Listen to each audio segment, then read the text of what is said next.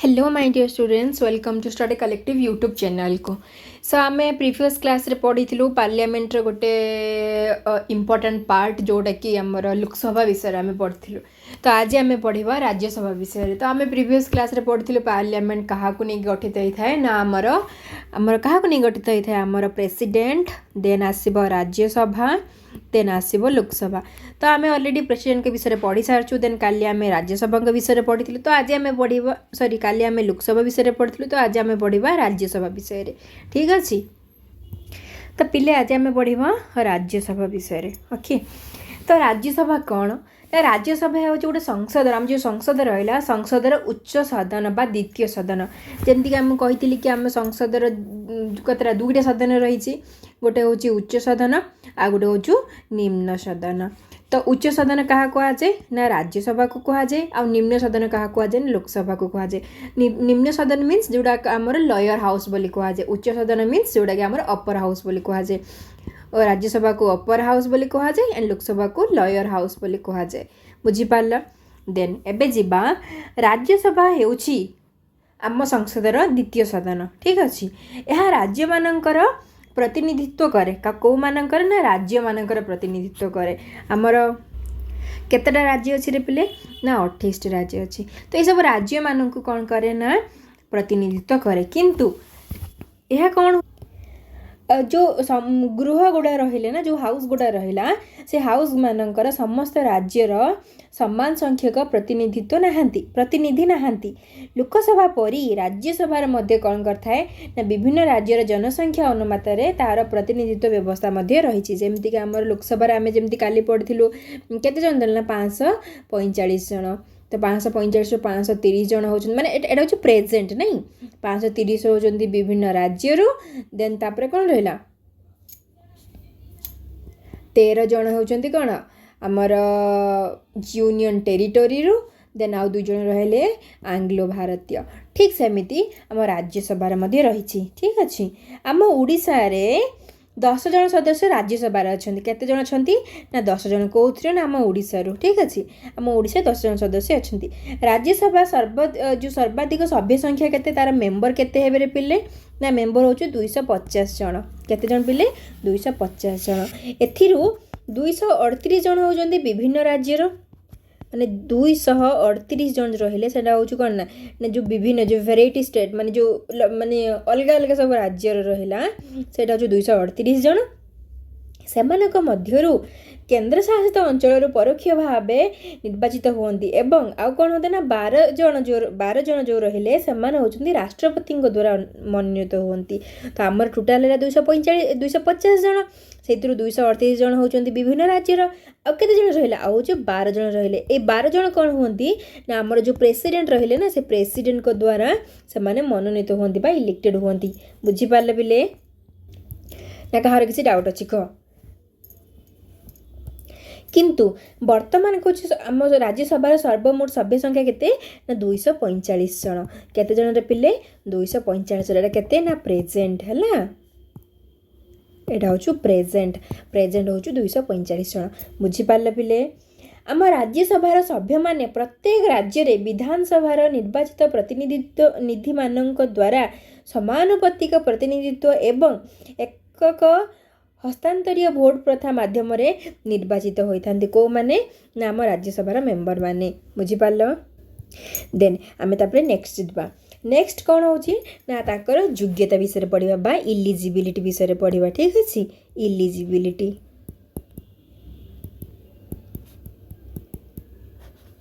बा योग्यता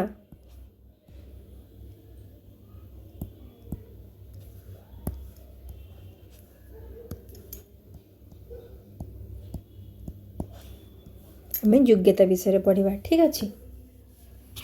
तो राज्यसभार जो सभ्य हवापाई से तांकर कौन से जन फास्ट होइथिबो जन इंडियन माने इंडियन सिटीजन होइथिबो देन तांकर मिनिमम बयस केते होइथिबो ना 30 ईयर होइथिबो तांकू तापरे कौन होची ना से सेम समस्त सेम थाए ना तो से माने केंद्र बा राज्य सरकार अधीन रे कौनसी लाभजनक पदवी रे नथिबे से तांकर जो मेंटल प्रॉब्लम किछि नथिबो तो यही सब तापर रहा कि संसद द्वारा आईन माध्यम निर्धारित अन्य योग्यता तांकर थिबा दरकार तो ये सब रहा कौन ना तांकर सब कौन ना योग्यता रहिला कहाँकर जड़े राज्यसभार मेम्बर हाँपाई गोटे राज्यसभार मेम्बर हाँपाई ये सब तांकर योग्यता रहा दरकार बुझीपार पिले देन एबे आसीबा तांकर टर्म टर्म मीन्स कौन पिले ना कार्यकाल है कार्यकाल तो कार्यकाल केते वर्ष ना 5 वर्ष ठीक कि ना 5 वर्ष नुह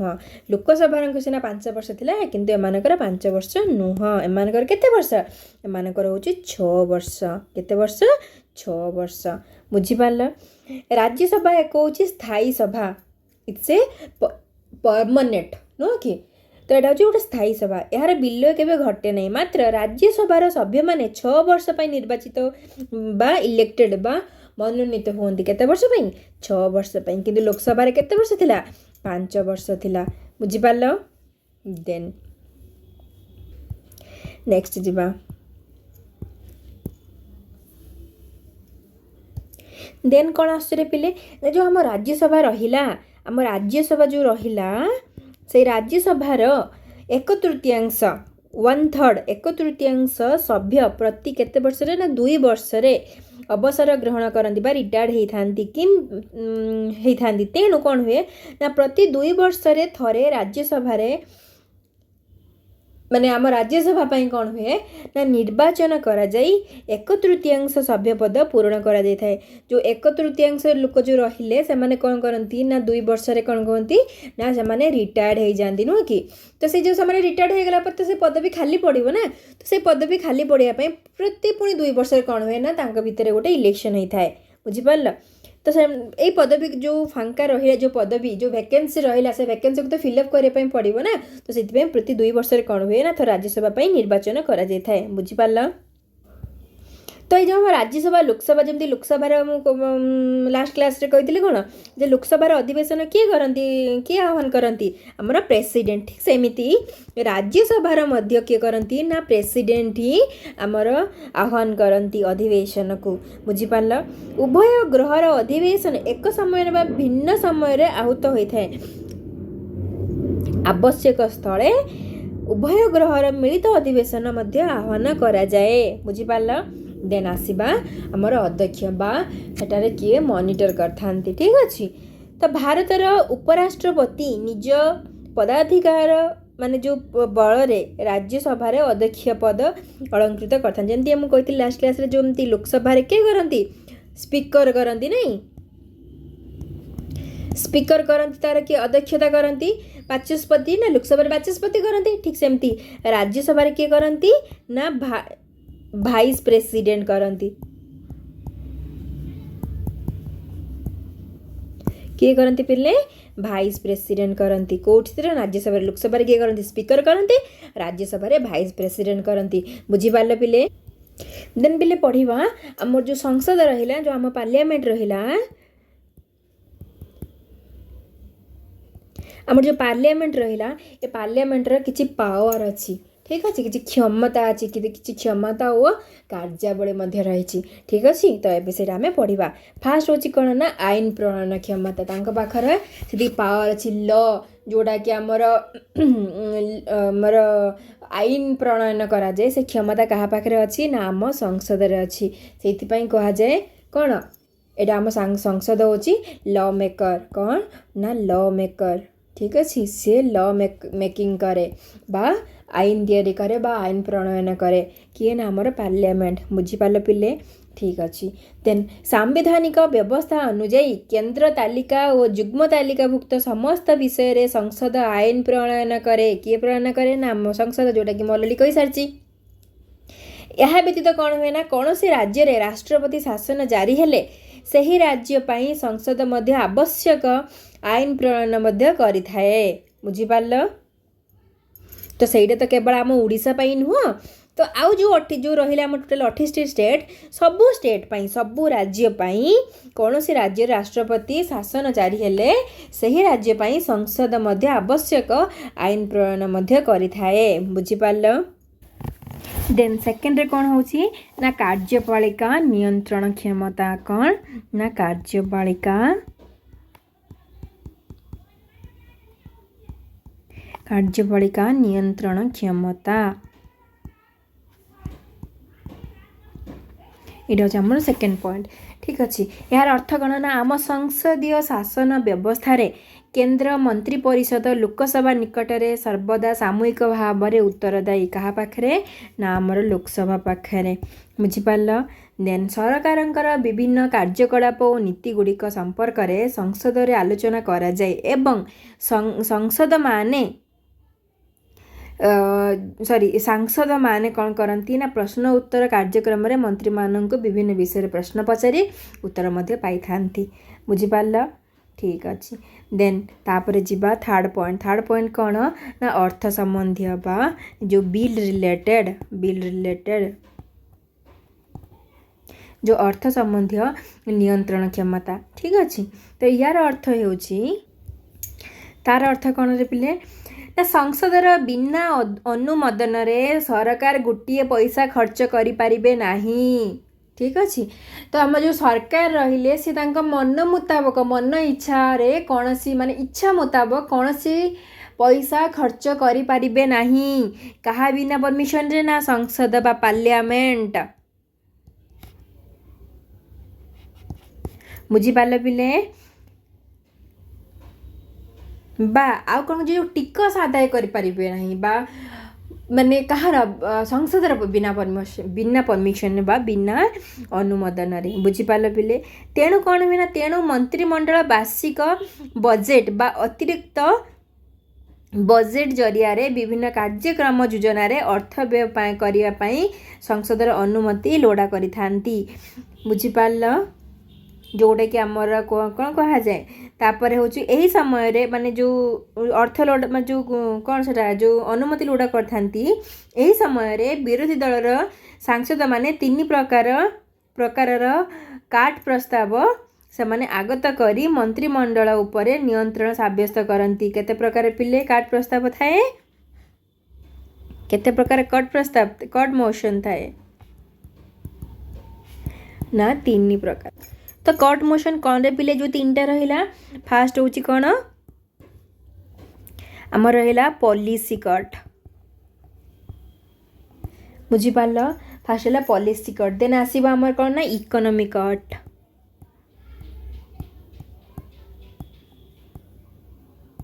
ଠିକ୍ ଅଛି। ଦେନ୍ ଥାର୍ଡ଼ରେ କ'ଣ ଆସିବ ନା ଟୋକେନ୍ କଟ୍। ବୁଝିପାରିଲ। ତ ଏଇଟା ହେଉଛି ଆମର 3ଟା କଟ୍ ମୋସନ୍। এই 3টা କଟ୍ ମୋସନ୍ କ'ଣ policy cut, economy cut and token cut. ବୁଝିପାରିଲେ ପିଲେ। ଠିକ୍ ଅଛି। ଦେନ୍ କ'ଣ ଆସୁଛି ରେ ପିଲେ ନା ନିର୍ବାଚନ ସମ୍ବନ୍ଧୀୟ କ୍ଷମତା ବା ଇଲେକ୍ସନ୍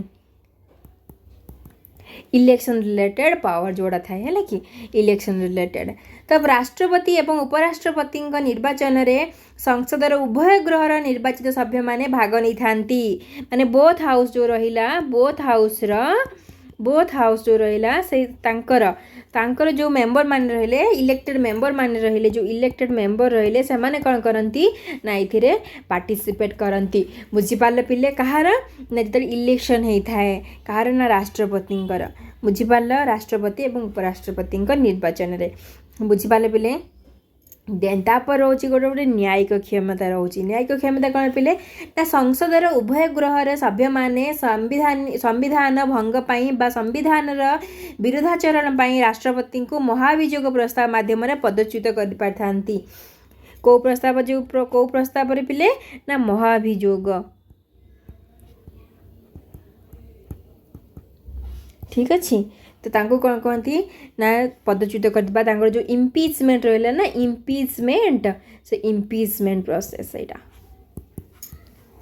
ବୁଝିପାରିଲ। ଦେନ୍ ତାପରେ ନେକ୍ସଟ ପଏଣ୍ଟ କ'ଣ ଅଛି ନା ସମ୍ବିଧାନ ସଂଶୋଧନ କ୍ଷମତା। ତ ସମ୍ବିଧାନ ସଂଶୋଧନ କ୍ଷମତା କ'ଣ ପିଲେ ନା ଆମ ସମ୍ବିଧାନର ଧାରା 368 କେତେ ନା 368 ଆର୍ଟିକଲ ଅନୁସାରେ ସମ୍ବିଧାନର ସଂଶୋଧନ ବ୍ୟବସ୍ଥା ସଂସଦ ଦ୍ୱାରା ହେଇପାରିବ। ବୁଝିପାରିଲନି। ଠିକ୍ ଅଛି। ଆଉ ଥରେ ବୁଝି ଦେଉଛି। ଆମ ସମ୍ବିଧାନରେ ବା ଆମ କନଷ୍ଟିଟ୍ୟୁସନର ଆର୍ଟିକଲ 368 ଅନୁସାରେ ସମ୍ବିଧାନର ସଂଶୋଧନ ବ୍ୟବସ୍ଥା ସଂସଦ ଦ୍ୱାରା ହେଇପାରିବ। ତ ଆମେ ଯେଉଁ ସମ୍ବିଧାନର ଯାହା ବି କିଛି ଭୁଲ ଥିବ ସେସବୁ ସଂଶୋଧନ କେଉଁଥିରେ ହେବ ନା ସଂସଦ ଦ୍ୱାରା ହେଇପାରିବ। କେତେ ଆର୍ଟିକଲ ନା ଆର୍ଟିକଲ 368ରେ।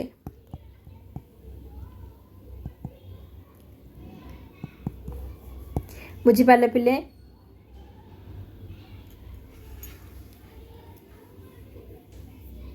देन कौन हुए ना एक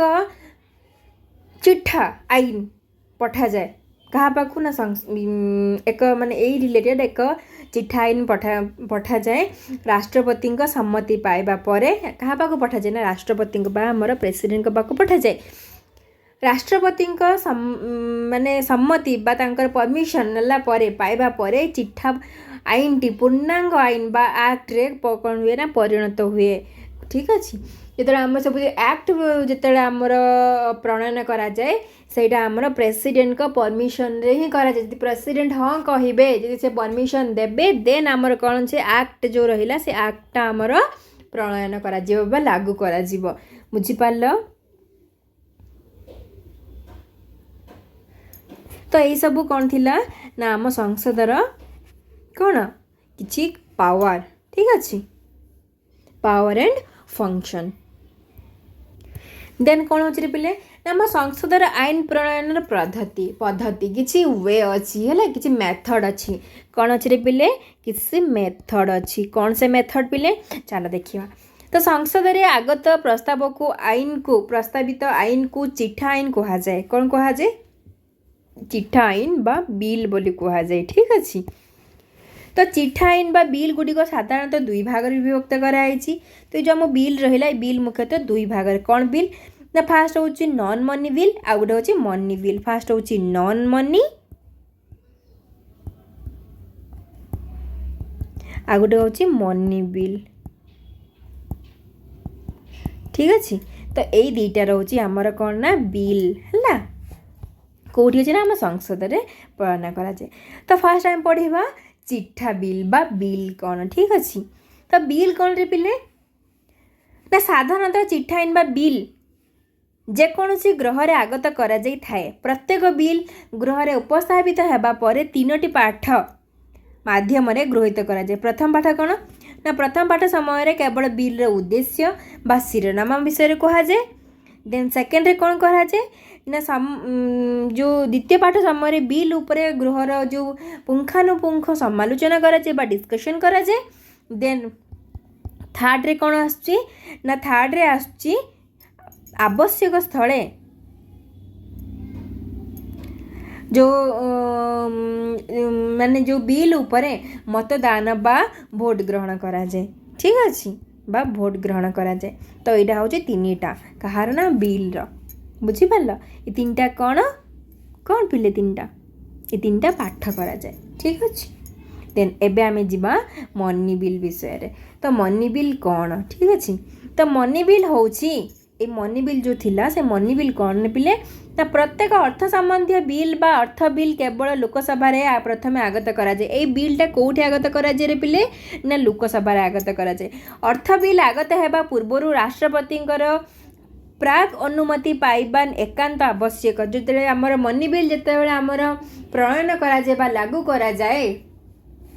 ता पूर्वरु राष्ट्रपति परमिशन नबा इज भेरी इंपोर्टेंट जोटा कि बहुत ही गुरुत्वपूर्ण ठीक अच्छे तापर कौन हुए ना से जो बिल जो आगत करा जाए से सतरे माने से ठीक कि नहीं से किए से तार अर्थ बिल कि नुहे ताहा लोकसभार बाचस्पति निष्पत्ति नियंती किए नियंती ना लोकसभार जो स्पीकर रहिले ना से स्पीकर ही तार